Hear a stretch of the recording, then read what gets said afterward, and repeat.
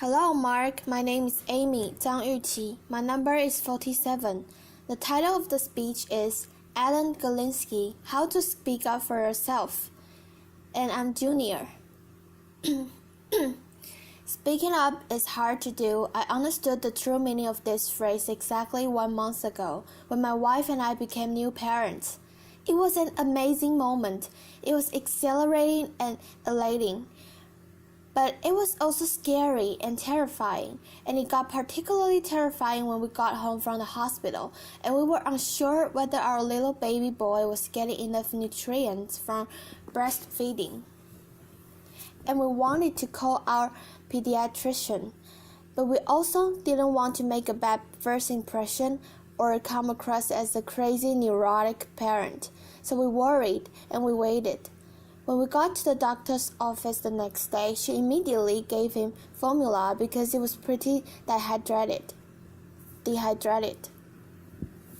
Our son is fine now, and our doctor has reassured us we can always contact her. But in that moment, I should have spoken up, but I didn't. But sometimes we speak up when we shouldn't, and I learned that over 10 years ago when I let my twin brother down. My twin brother is a documentary filmmaker, and for one of his first films, he got an offer from a distribution company. He was excited and he was inclined to accept the offer, but as a negotiations researcher, I insisted he make a counteroffer, and I helped him craft this perfect one. And it was perfect. It was perfectly insulting. The company was so offended they literally withdrew the offer, and my brother was left with nothing. And I've asked people all over the world about this dilemma of speaking up. When they can assert themselves, when they can push their interests, when they can express an opinion, when they can make an ambitious ask. And the range of stories are varied and diverse, but they also make up a universal tapestry. Can I correct my boss when they make a mistake? Can I confront my coworkers who keep stepping on my toes? Can I challenge my friend's insensitive joke? Can I tell the person I love the most my deepest insecurities? And through these experiences, I've come to recognize that each of us have something called a range of acceptable behavior. Now sometimes we're too strong, we push ourselves too much. That's what happened with my brother. Even making an offer was outside his range of acceptable behavior. But sometimes we're too weak. That's what happened with my wife and I. And this range of acceptable behaviors, when we stay within our range, we are rewarded. When we step outside that range, we get punished in a variety of ways. We get dismissed or demeaned or even ostracized, or we lose that raise or that promotion or that deal. Now the first thing we need to know is, what is my range? But the key thing is, our range isn't fixed. It's actually pretty dynamic. It expands and it narrows based on the context. And there's one thing that determines that range more than anything else, and that's your power. Your power determines your range. What is power? Power comes in lots of forms. In negotiations, it comes in the form of alternatives. So my brother had no alternatives. He lacked power. The company had lots of alternatives. They had power. Sometimes it's being new to the country, like an immigrant, or new to an organization, or new to an experience, like my wife and I as a new parents. Sometimes it's at work, where someone's the boss and someone's the subordinate. Sometimes it's in a relationships, where one person's more invested than the other person.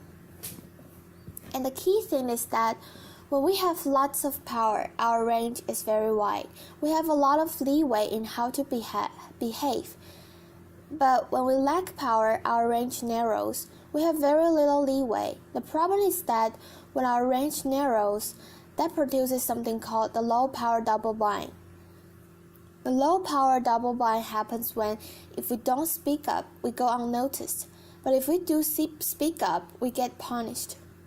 Now, many of you have heard the phrase the double bind and connected it with one thing, and that's gender. The gender double bind is women who don't speak up go unnoticed, and women who do speak up get punished. And the key thing is that women have the same need as men to speak up, but they have barriers to doing so. But what my research has shown over the last 2 decades is that what looks like a gender difference is not really a gender double bind. It's really a low power double bind. And what looks like a gender difference are really often just power differences in disguise. Oftentimes we see a difference between a man and a woman, or men and women, and think biological cause. There is something fundamentally different about the sexes. But in study after study, I found that a better explanation for many sex differences is really power.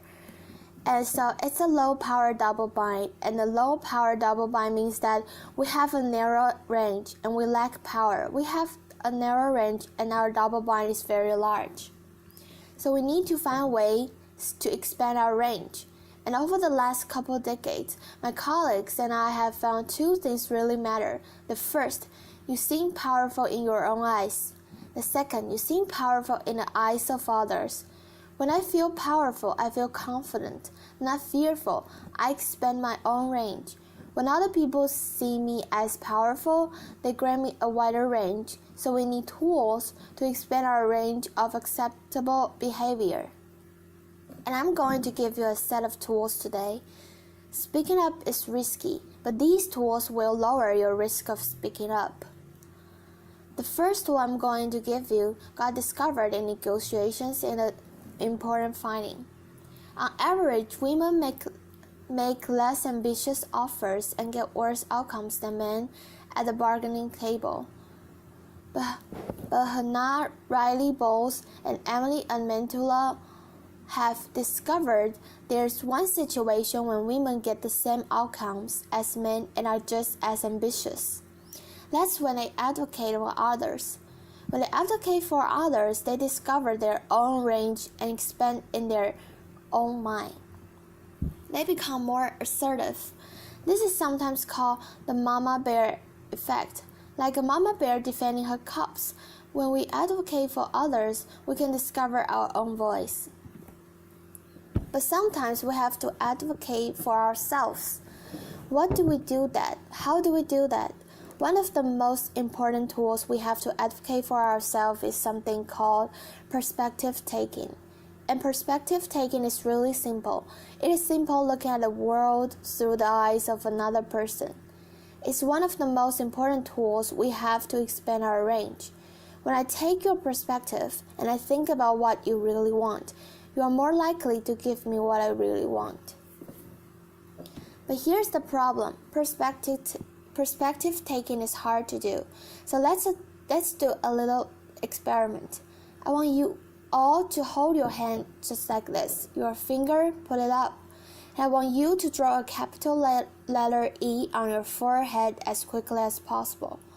Okay, it turns out that we can draw this E in one of the 2 ways. And this was originally designed as a test of perspective taking. I'm going to show you 2 pictures of someone with an E on their forehead.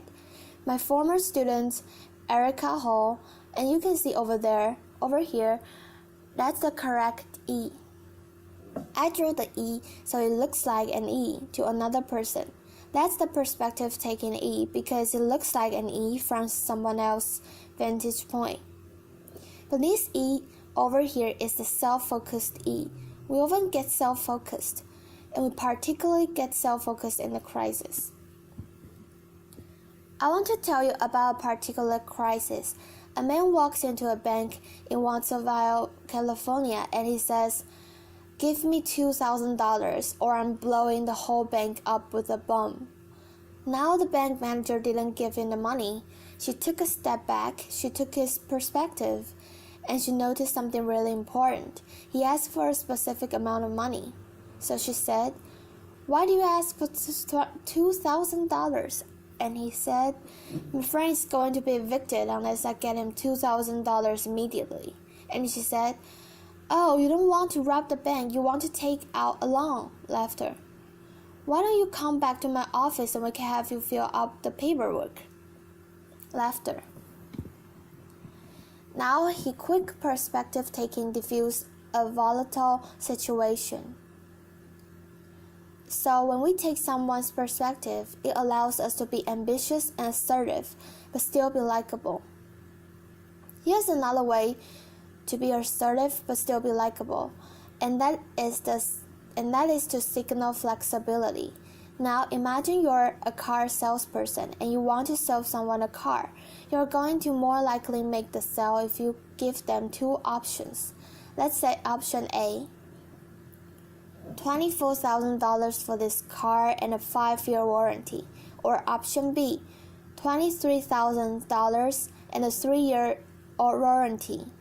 My research shows that when you give people a choice among options, it lowers their defenses and they are more likely to accept your offer. And this doesn't just work with salesperson, it works with parents. When my niece was 4, she resisted getting dressed and rejected everything. But then my sister-in-law had a brilliant idea. What if I gave my daughter a choice? This shirt or that shirt? Okay, that shirt. This pen or that pen? Okay, that pen. And it worked brilliantly. She got dressed quickly and without resistance. When I've asked the question around the world when people feel comfortable speaking up, the number one answer is, when I have social support in my audience, when I have allies. So we want to get allies on our side. How do we do that? Well, one of the ways is to be a mama bear. When we advocate for others, we expand our range in our own eyes and the eyes of others, but we also earn strong allies. Another way we can earn strong allies, especially in high places, is by asking other people for advice. When we ask others for advice, they like us because we flatter them, and we're expressing humility. And this really works to solve another double bind, and that's the self-promotion double bind. The self-promotion double bind is that if we don't advertise our accomplishments, no one notices, and if we do, we're not likable. But if we ask for advice about one of our accomplishments, we are able to become competent in their eyes, but also be likable. And this is so powerful, it even works when you see it coming. There have been multiple times in life where I have been forewarned that a low-power person has been given the advice to come ask me for advice. I want you to notice 3 things about this. First, I knew they were going to come ask me for advice. 2. I've actually done research on the strategic benefits of asking for advice. And 3, it still worked. I took their perspective. I became more invested in their cause. I became more committed to them because they asked for advice. Now, another time we feel more confident speaking up is when we have expertise. Expertise gives us credibility. When we have high power, we already have credibility. We only need good evidence. When we lack power, we don't have the credibility. We need excellent evidence. And one of the ways we can come across as an expert is by tapping into our passion. I want everyone in the next few days to go up to a friend of theirs and just say to them, I want you to describe a passion of yours to me. I've had people do this all over the world, and I ask them, what did you notice about the other person when they describe their passion? And the answers are always the same. Their eyes lit up and get big. They smile a big mean smile. They use their hands all over. I had to duck because their hands were coming at me. They talk quickly with a little higher pitch. Laughter. They lean in as if telling me a secret. And then I said to them, what happened to you as you listened to their passion? They said, my eyes lit up, I smiled, I leaned in. When we tap into our passion, we give ourselves the courage in our own eyes to speak up, but we also get the permission from others to speak up. Tapping into our passion even works when we come across as too weak. Both men and women get punished at work when they shed tears.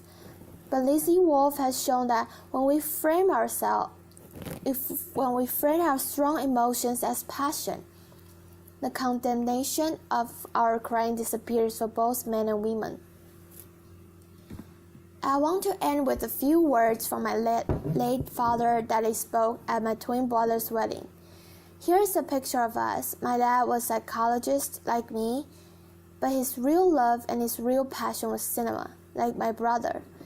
And so he wrote a speech for my brother's wedding about the roles we play in a human comedy. And he said, the lighter you touch, the better you become at improving and enriching your performance. Those who embrace their roles and work to improve their performance grow. Change and expand the self. Play well, and your days will be mostly joyful. What my dad was saying is that we've all been assigned ranges and roles in this world. But he was also saying the essence of this talk. Those roles and ranges are constantly expanded and evolving. So when a scene calls for it, be ferocious mama bear and a humble advice seeker. Have excellent evidence and strong allies. Be a passionate perspective taker. And if you use those tools, and each and every one of you can use these tools, you will expand your range of acceptable behavior, and your days will be mostly joyful. Thank you. Applause.